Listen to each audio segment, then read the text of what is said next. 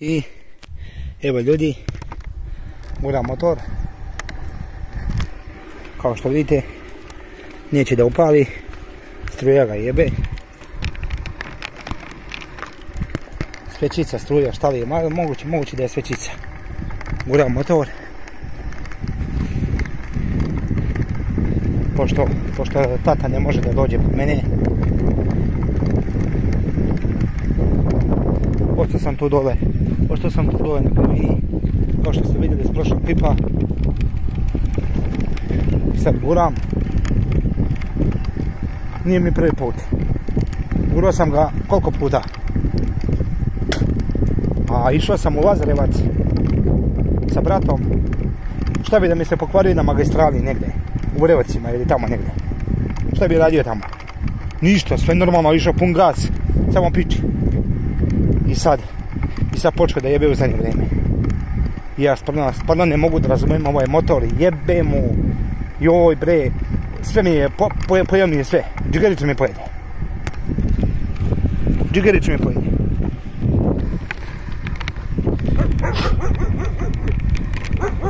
Ovo je fabrika Vekub, Švabina, iza Šarbana.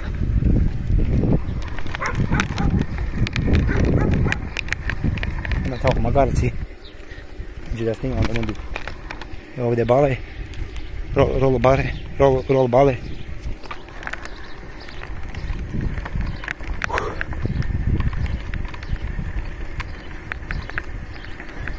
Pičku materinu. Šta da radim sad? Šta je ovo sova? A? Mrtva sova. Evo sova, mrtva sova. Pljak. Našli je tamo još jedna stoji. Na zemlji mrtva. Bože. Neće da upali, pa Bog ti je.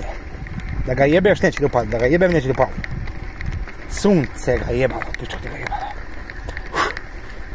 Imam još nekih možda 1,5 km do kuće, do gajbe. Ajde, izdržat ću, ja to jak sam ja. Mada sam se već umorio, burazeri moji, braće moje i sestre. Evo već koliko već guram. 3 minuta ujebo, to prši mi noge.